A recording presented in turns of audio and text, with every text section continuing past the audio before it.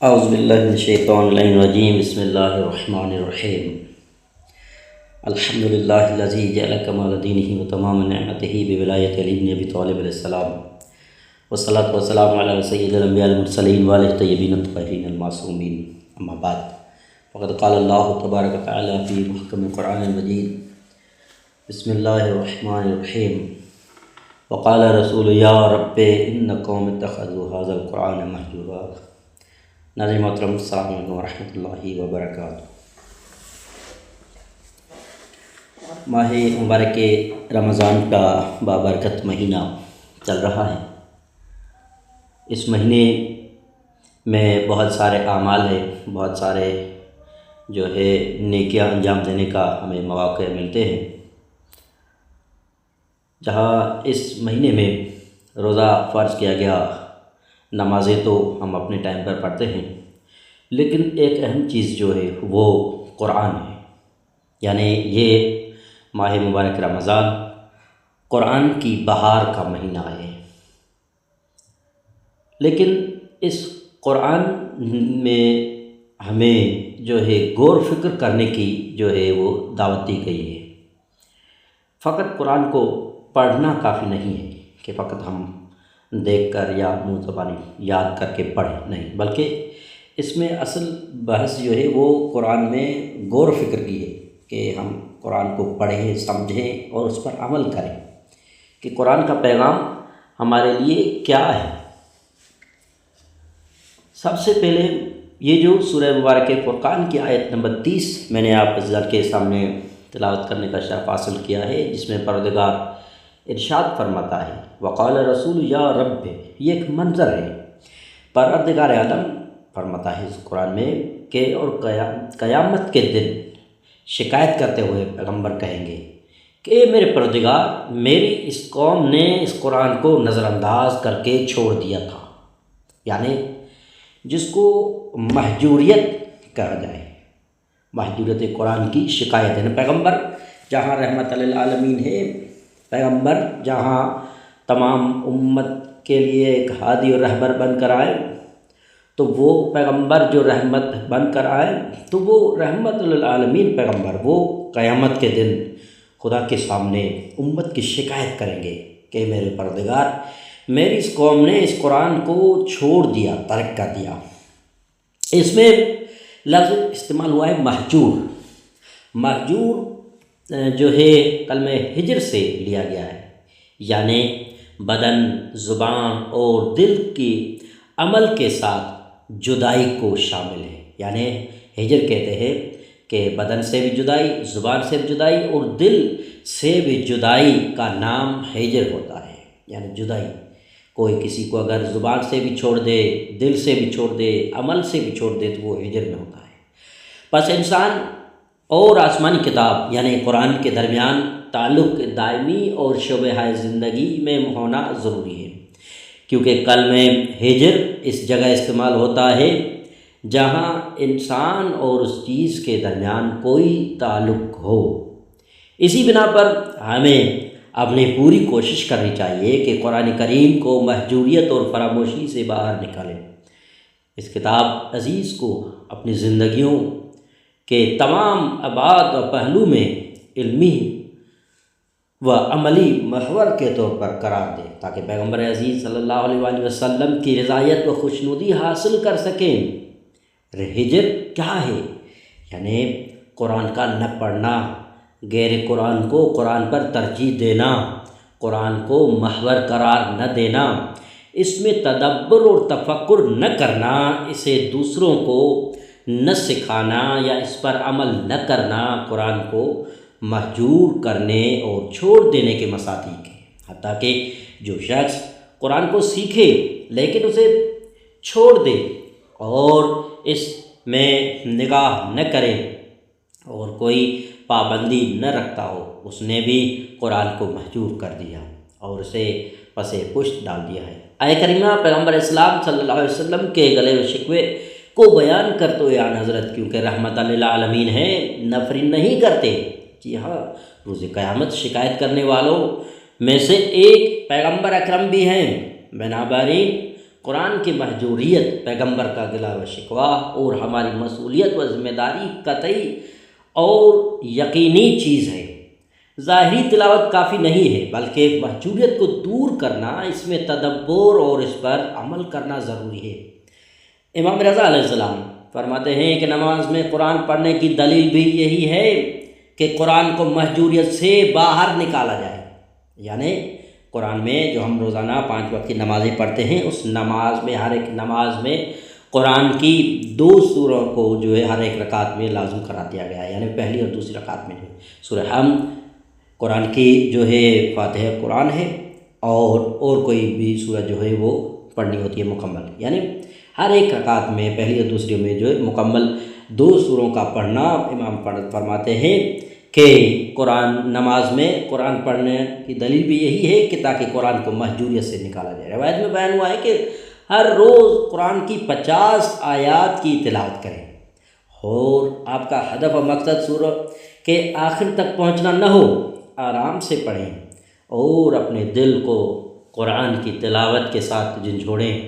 جب بھی آزمائشیں اور مشکلات تاریخ رات کے مانند آپ پر حملہ آور ہو تو قرآن کی پناہ لیں۔ یہاں پر ہم قرآن کی محجوریت کے بارے میں بعض بزرگوں کے اعترافات نقل کرتے ہیں۔ سب سے پہلے ملا صدرہ سورہ واقعہ کی تفسیر کے مقدمے میں فرماتے ہیں کہ میں نے حکماء و فلاسفہ کی کتابوں کا بہت زیادہ مطالعہ کیا ہے، یہاں تک کہ میں اپنے بارے میں کچھ ہونے کا خیال کرنے لگا، لیکن جیسے ہی میری چشم بصیرت کھلی، میں نے خود کو واقعی اور حقیقی علوم سے خالی پایا۔ میں نے اپنی عمر کے آخری حصے میں فکر کی، قرآن اور محمد و آل محمد علیہ السلام کی روایات میں تدبر کے پیچھے جاؤں۔ میں نے یقین کر لیا کہ میرا سارا کام بے بنیاد رہا، کیونکہ میں ساری عمر نور کے بجائے سائے میں کھڑا تھا۔ غصے سے میری روح بھڑک اٹھی اور میرے دل سے شعلے اٹھنے لگے، یہاں تک کہ رحمت الہی نے میرے ہاتھ کو تھاما اور مجھے قرآن کے اسرار سے آشنا کیا، اور میں نے تفسیر اور قرآن میں تدبر کا آغاز کر دیا۔ میں نے خانہ وحی کے دروازے کو کھٹکھٹایا، دروازے کھل گئے اور حجاب دور چلے گئے، اور میں نے دیکھا کہ فرشتے مجھ سے کہہ رہے ہیں، سلام علیکم طبتم فادخلوہا خالدین۔ اسی طرح فیض کاشانی بھی کہتے ہیں کہ میں نے بہت سی کتابیں اور مقالے لکھے، تحقیقات انجام دی، لیکن کسی بھی علم میں میرے درد کی دوا اور میری رفع تشنگی کے لیے اب گوار نہیں ملا۔ میں اپنے بارے میں ڈر گیا اور خداوند متعال کی طرف فرار کر کے گریزاری کی، یہاں تک کہ خداوند متعال نے میرے قرآن و حدیث میں تعمق اور غور و فکر کے ذریعے ہدایت فرمائی۔ اسی طرح امام خمینی فرماتے ہیں کہ اپنی ایک جو ہے گفتار میں افسوس کا اظہار کرتے ہوئے کہا، انہوں نے اپنے تمام عمر قرآن کی راہ میں صرف نہیں کی، اور وہ حوزہ علم یونیورسٹیوں کو وصیت کرتے ہیں کہ قرآن کریم اور اس کے مختلف پہلوؤں کو تمام شعبوں اور مضامین میں اعلیٰ مقصد قرار دیں، کہیں ایسا نہ ہو کہ زندگی کے آخری دنوں میں جوانی کے دنوں پر افسوس کریں۔ قرآن میں تدبر کی آخر ضرورت کیا ہے؟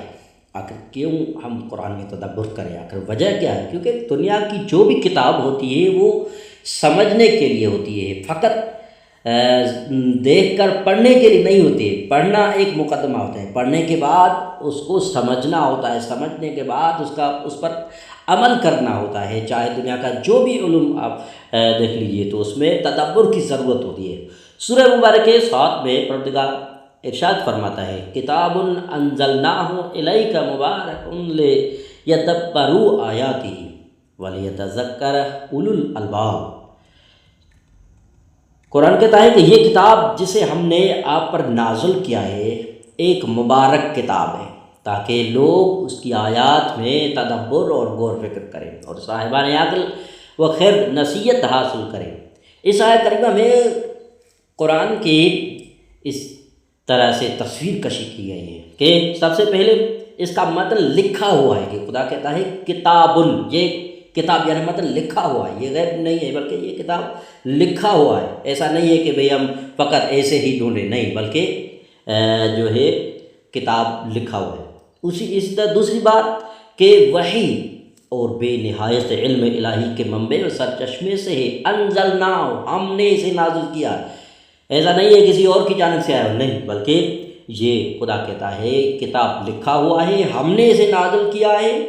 اسی طرح اس وحی کا لینے والا شخص معصوم ہے، جو کہتا ہے الیک، اے پیغمبر تیری طرف ہم نے قرآن نازل کیا ہے، کہ جو قرآن خود پاک ہے تو لانے والا بھی پاک ہے، تو جس کے پاس آیا ہے تو وہ بھی پاک ہے، وہ معصوم ہے۔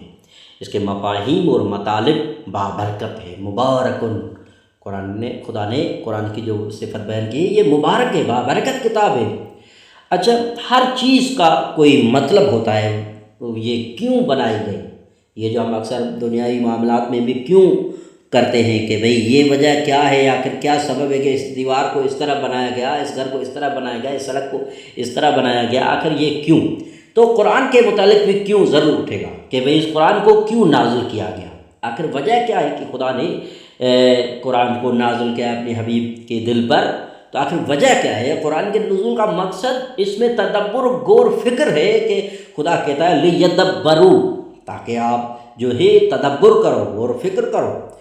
اس کے نکات اور معارف سے علم و آگاہی، معنوی سفر اور خداوند عالم کے تقرب کا مقدمہ ہے۔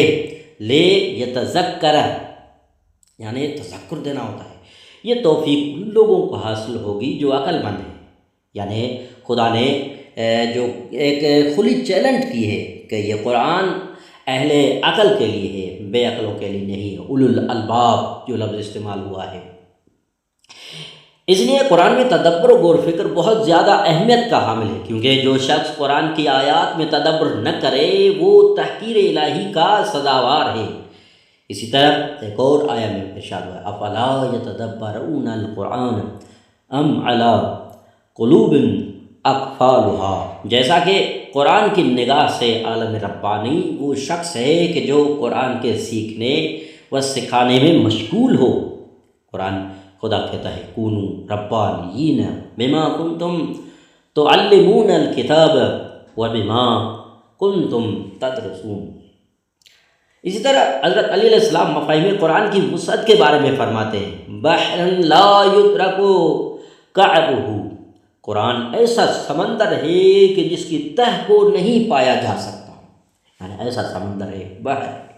عام طور پر انسانوں کی گفتگو اور ان کی تحریروں میں وقت گزرنے کے ساتھ تغییر و تبدل، پیش رفت و تضاد پیش آ جاتا ہے، لیکن قرآن جو 23 سال کی طولانی مدت میں مختلف اوضاع و شرائط میں، جیسے جنگ و صلح، سفر و حضر، صحت و بیماری اور زمانے کے مختلف نشیب و فراز میں نازل ہوا ہے، وہ بھی ایک ایسے شخص پر جس نے کسی کے پاس زانوئے تلمذ خم نہیں کیے، اس میں کسی بھی قسم کے اختلاف اور تناقض کا نہ ہونا اس بات کی آشکار دلیل ہے کہ یہ خداوند متعال کا کلام ہے، نہ کسی بشر سے سیکھا ہوا ہے۔ اس لیے قرآن چیلنج کرتے ہوئے فرماتا ہے کہ افلا یتدبرون القرآن ولو کان من عند غیر اللہ لوجدوا فیہ اختلافا کثیرا، یہ لوگ قرآن کے معنی میں تدبر و غور فکر کیوں نہیں کرتے، در حالانکہ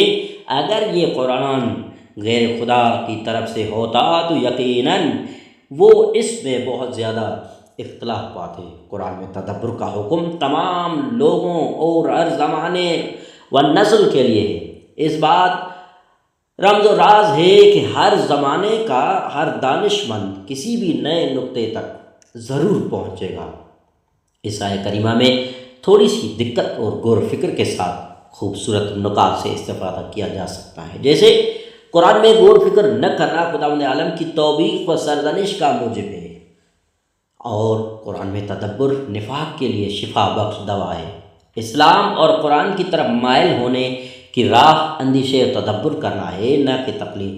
قرآن نے سب کو تدبر اور غور و فکر کی دعوت دی ہے، یعنی مخصوص کسی ایک گروہ کو، ایک انسان کو یا مخصوص افرادوں کو نہیں، بلکہ سب کو دعوت فکر دی ہے، اور انسان کے فکر و فہم کہ اس کے معارف درک کرنے تک رسا یہ ہے۔ قرآن میں تضاد اور اختلاف پائے جانے کا گمان سطحی سوچ و تدبر غور و فکر نہ ہونے کے نتیجے میں ہے کہ ہم جو غور و فکر نہیں کرتے فقط ایک کوئی آیت اٹھا لیتے ہیں اور اس پر جو ہے ہم تضاد اور اختلاف کر پاتے ہیں کہ یہ وجہ کیوں ہے۔ حالانکہ ایک آیت دوسری آیت کی تفسیر ہے۔ جب تک ہم قرآن کو مکمل نہ پڑھیں گے، مکمل نہ سمجھیں گے، مکمل نہ عمل کریں گے، تب تک ہمارے معاشرے میں جو ہے یہ اختلاف جو ہے چلتا رہے گا۔ ہمیں اگر چاہیے کہ اختلاف ختم کرنا ہے تو قرآن میں غور و فکر کریں، سمجھیں، عمل کریں۔ اسی طرح قرآن کی آیات میں ہم آگی اور اختلاف کا نہ ہونا اس چیز کی علامت ہے کہ اس کا سر چشمہ ایک تغیر ناپذیر وجود ہے، کیونکہ جو چیز بھی خداوند عالم کی طرف سے ہے وہ حق و ثابت اور تضاد ہے، اختلاف اور تناقض سے دور ہے۔ پروردگار سے دعا ہے خدا متعال ہم سب کو قرآن پڑھنے، سمجھنے اور عمل کرنے کی توفیق عنایت فرمائے۔ والسلام علیکم ورحمۃ اللہ وبرکاتہ۔